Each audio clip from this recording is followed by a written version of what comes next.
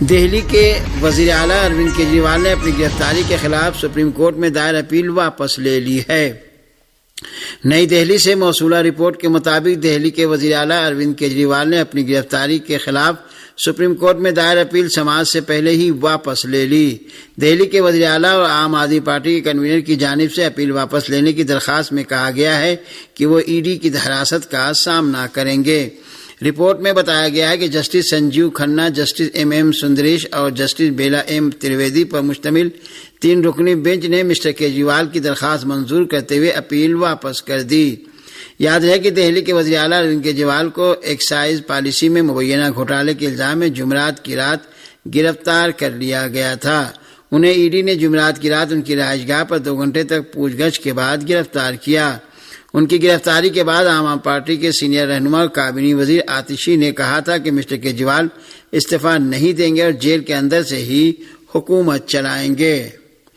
دوسری جانب دہلی کے وزیر اعلیٰ اروند کیجریوال کی گرفتاری کے بعد بی جے پی نے ان کے استعفے کا مطالبہ کیا ہے تو حزب اختلاف کے رہنماؤں نے اس کو جمہوریت پر حملہ قرار دیا ہے۔ دہلی کے وزیر اعلیٰ اروند کیجریوال کی گرفتاری کے بعد بھارتیہ جنتا پارٹی نے ان کے فوری استعفے کا مطالبہ کیا ہے۔ بھارتیہ جنتا پارٹی نے کہا کہ کیجریوال کی گرفتاری بقول اس کے بدعنوانی کی شکست ہے۔ دہلی بی جے پی کے صدر نے کہا ہے کہ مسٹر کیجریوال کی گرفتاری سے ان کے ڈرامے، جھوٹ اور لوٹ مار کا پردہ فاش ہو گیا ہے اور سچ کی جیت ہوئی ہے۔ دوسری طرف ہندوستان کی مارکسوادی کمیونسٹ پارٹی کے رہنما سیتارام یچوری نے کیجریوال کی گرفتاری کی سخت الفاظ میں مذمت کی ہے۔ انہوں نے کہا ہے کہ یہ دوسری بار ہے کہ انڈیا اتحاد کے کسی موجودہ وزیر اعلیٰ کو گرفتار کیا گیا ہے۔ سیتارام یچوری نے کہا کہ اس سے آئندہ انتخابات میں بی جے پی کو شکست دینے میں مدد ملے گی۔ ادھر سینئر کانگریسی رہنما اور راجستھان کے سابق وزیر اعلیٰ اشوک گہلوت نے کیجریوال کی گرفتاری کو جمہوریت کا قتل قرار دیا ہے۔ دہلی کے وزیر اعلیٰ اور عام آدمی پارٹی کنوینر اروند کیجریوال کی گرفتاری کے خلاف پارٹی کارکنوں نے دہلی سمیت ملک کے مختلف علاقوں میں احتجاجی مظاہرے کیے ہیں۔ نئی دہلی سے موصولہ رپورٹ کے مطابق عام آدمی پارٹی کے کارکنوں نے دہلی میں اپنے لیڈر کی گرفتاری کے خلاف زبردست مظاہرے کیے۔ مظاہروں میں دہلی کی کابینی وزیر اور پارٹی کی سینئر رہنما آتشی سمیت متعدد اہم رہنماؤں نے بھی شرکت کی۔ دہلی سے ہمارے نمائندے کی رپورٹ کے مطابق احتجاجی مظاہرے کے دوران کئی رہنماؤں کو دہلی پولیس نے گرفتار کر لیا ہے۔ ہندوستان کے معروف اور سینئر صحافی ظفر آغا کو آج جمعے کو شام تقریباً 5 بجے دہلی کے حوضرانی قبرستان میں سینکڑوں غمزدہ افراد کی موجودگی میں سپرد خاک کر دیا گیا۔ ان کا انتقال آج صبح تقریباً 5:30 بجے ہوا تھا۔ میڈیا ذرائع کے مطابق آج جمعے کو صبح تقریباً 5:30 بجے ایمس دہلی میں ظفر آغا کا انتقال ہو گیا تھا، جس کے بعد ان کا جسد خاکی درگاہ شاہ مرزا جور باغ لے جایا گیا۔ وہاں نماز جمعہ کے بعد نماز جنازہ پڑھائی گئی اور پھر انہیں تدفین کے لیے پریس انکلیو ساکت سے متصل حوضرانی قبرستان لے جایا گیا۔ تقریباً 4 بجے ظفر آغا کے جسد خاکی کو سپرد خاک کیا گیا اور وہاں موجود کئی مشہور و معزز شخصیات نے انہیں مٹی دی۔ تدفین میں شریک سبھی افراد نے ظفر آغا کے بھائی قمر آغا اور بیٹے مونس آغا سے اظہار تعزیت کیا اور تمام پسماندگان کے لیے صبر جمیل کی دعا کی۔ ظفر آغا کے انتقال کی خبر آج صبح جیسے ہی پھیلی، تعزیتوں کا سلسلہ شروع ہو گیا اور کئی اہم سیاسی اور سماجی شخصیات نے ان کے انتقال کو صحافتی دنیا کا بڑا خسارہ قرار دیا۔ کانگریس کے سابق صدر راہل گاندھی نے social media platform X پر کیے گئے اپنے پوسٹ میں لکھا کہ تجربہ کار صحافی، کالم نگار اور نیشنل ہیرالڈ، نوجیون و قومی آواز کے سابق ایڈیٹر ان چیف ظفر آغا کے انتقال کی خبر سن کر افسوس ہوا۔ وہ صحافت کی دنیا میں ایک باوقار شخصیت تھے اور بہت سے لوگوں کے لیے دوست، فلسفی رہنما اور تحریک تھے۔ وہ ان اقدار کے لیے ثابت قدم رہے جن پر ہماری جمہوریت قائم ہے۔ میں اس مشکل وقت میں ان کے بیٹے، کنبے اور دوستوں کے ساتھ گہری تعزیت کا اظہار کرتا ہوں۔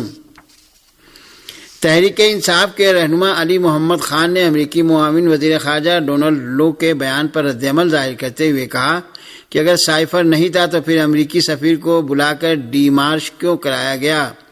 اسلام آباد ہائی کورٹ میں میڈیا سے گفتگو کرتے ہوئے رہنما پی ٹی آئی علی محمد خان نے کہا کہ امریکہ میں کانگریس کی ہونے والی سماعت میں ڈونلڈ لو نے حکومت کی منجی ٹھونک دی ہے۔ شہباز شریف صاحب پچھلے 18 مہینے تک کہتے رہے کہ کوئی سائفر نہیں، اگر سائفر نہیں تو بانی پی ٹی آئی پر کس چیز کا کیس ہے، اگر کیس ہے تو جھوٹ کیوں بولا گیا۔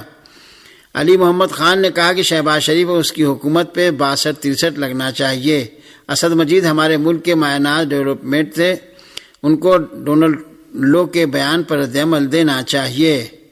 انہوں نے کہا کہ بانی پی ٹی آئی 25 رمضان سے پہلے جیل سے باہر ہوں گے۔ عدلیہ بہت جلد سائفر کیس پر انصاف کرے گی اور عدلیہ سے انصاف کی توقع ہے۔ دوسری جانب وزیر اعلیٰ خیبر پختونخوا علی امین گنڈاپور نے جوڈیشنل کمپلیکس اسلام آباد کے باہر میڈیا سے گفتگو کرتے ہوئے کہا کہ ڈونلڈ لو نے جھوٹا بیان دیا، اس پر اسد مجید کو بلایا جانا چاہیے۔ بانی P T I Imran Khan کو اس پر سزا ہونی چاہیے۔ انہوں نے کہا کہ اگر سائفر تھا نہیں تو پھر بانی پی ٹی آئی کو غلط سزا ہوئی، جبکہ سائفر آنے کی تصدیق اس وقت کے سفیر نے بھی کی، مداخلت تھی یا سازش غیرت مند پاکستانی ہونے کے ناطے برداشت نہیں۔ فلسطین کی تحریک حماس نے غاصب صہیونی حکومت کے اس دعوے کو مسترد کر دیا کہ اس نے الشفا اسپتال سے تحریک استقامت کے درجنوں رہنماؤں کو گرفتار کیا ہے۔ تحریک حماس کے رہنما نے کہا ہے کہ صہیونی حکومت کی جانب سے اپنے دعوے کے سلسلے میں جو تصاویر نشر کی جا رہی ہیں وہ جھوٹی اور غلط ہیں۔ اس رہنما نے کہا کہ جو تصاویر دکھائی جا رہی ہیں وہ غزہ سے باہر کی ہیں اور بعض تصاویر فلسطینی شہداء کی ہیں۔ حماس کے رہنما نے کہا کہ 3 تصاویر ایسے فلسطینی ڈاکٹروں کی ہیں جنہیں اس سے قبل صہیونی حکومت نے رہا کیا تھا۔ دریاسنا فلسطین کی تحریک حماس کے سیاسی دفتر کے رکن عزت الرشق نے کہا ہے کہ صہیونی فوج اخلاق و انسانیت سے آ رہی ہے۔ حماس کے اس رہنما نے کہا کہ صہیونی فوج کے ہاتھوں فلسطینی عام شہریوں کا دانستہ قتل عام ایک وحشیانہ جنگی جرم ہے۔ انہوں نے کہا کہ صہیونی حکومت کا وحشیانہ جرم اس بات کو ثابت کرتا ہے کہ یہ غاصب صہیونی حکومت تمام قوانین کا پیرو تلے رونتے ہوئے انسانیت کا گلا گھونٹ رہی ہے اور اسے اس قسم کے جرم کے ارتکاب پر بین الاقوامی عدالت انصاف کے کٹہرے میں لا کھڑا کیا جانا چاہیے۔ انہوں نے کہا کہ صہیونی جرائم میں امریکہ برابر کا شریک ہے، کیونکہ امریکی فراہم کردہ ہتھیاروں سے ہی صہیونی فوج فلسطینی عام شہریوں کا قتل عام کر رہی ہے اور اسی بنیاد پر امریکہ اور بائیڈن انتظامیہ کو فلسطینیوں کی نسل کشی کا جواب دہ ہونا چاہیے۔ غزہ کے مختلف علاقوں پر غاصب صہیونی حکومت کے وحشیانہ حملوں کا سلسلہ بدستور جاری ہے۔ صہیونی حکومت نے جمعہ کی صبح غزہ کے ایک رہائشی کمپلیکس پر حملہ کیا جس میں 8 افراد شہید ہو گئے۔ یہ رہائشی کمپلیکس جس پر بمباری ہوئی ہے جنوبی غزہ کے رفح شہر کے انس محلے میں واقع ہے۔ اس رہائشی کمپلیکس پر صہیونی فوج کی بمباری کے نتیجے میں ایک ہی گھر کے 8 افراد شہید ہوئے ہیں۔ صہیونی فوجیوں نے مرکزی غزہ کے دربلا علاقے میں بھی ایک گھر پر بمباری کی ہے جس میں شہید یا زخمی ہونے والوں کے بارے میں ابھی کوئی رپورٹ نہیں ملی ہے۔ فلسطینی میڈیا ذرائع کی رپورٹ کے مطابق غزہ کے شفا اسپتال پر صہیونی حکومت کے حالیہ 2 دنوں کے حملوں میں 60 سے زیادہ فلسطینی شہید جبکہ دسیوں زخمی ہوئے ہیں۔ یورپی یونین کے سربراہوں نے ایک مشترکہ بیان جاری کر کے غزہ میں انسانی بحران پر اظہار تشویش کیا اور فوری جنگ بندی کا مطالبہ کیا ہے۔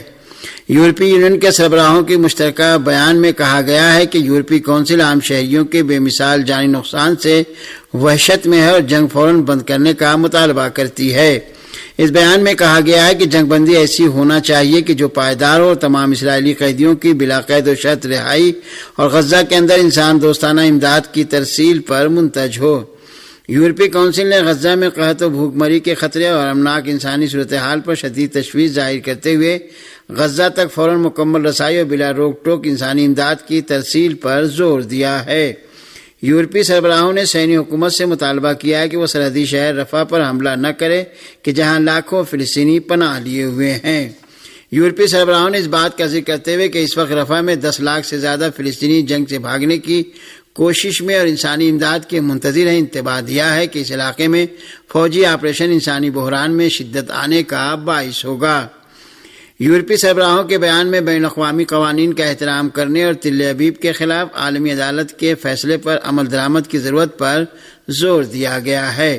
بیان میں کہا گیا ہے کہ غزہ جنگ میں انسان دوستانہ بین الاقوامی قوانین کی پامالی کی پوری آزادی سے تحقیق ہونا چاہیے اور اس کے جواب دہی کی یقین دہانی حاصل کی جانی چاہیے۔ اقوام متحدہ کے رفاعی ادارے آنروا کی حمایت ان دیگر موضوعات میں شامل ہے جن کا یورپی کونسل کے بیان میں ذکر کیا گیا اور جنہیں ضروری قرار دیا گیا ہے۔ یہ ایسی حالت میں ہے کہ صہیونی حکومت نے آنروا کے کچھ کارکنوں پر طوفان الاقصی میں شامل ہونے کا الزام لگا کر اس کی فعالیت محدود کر دی ہے۔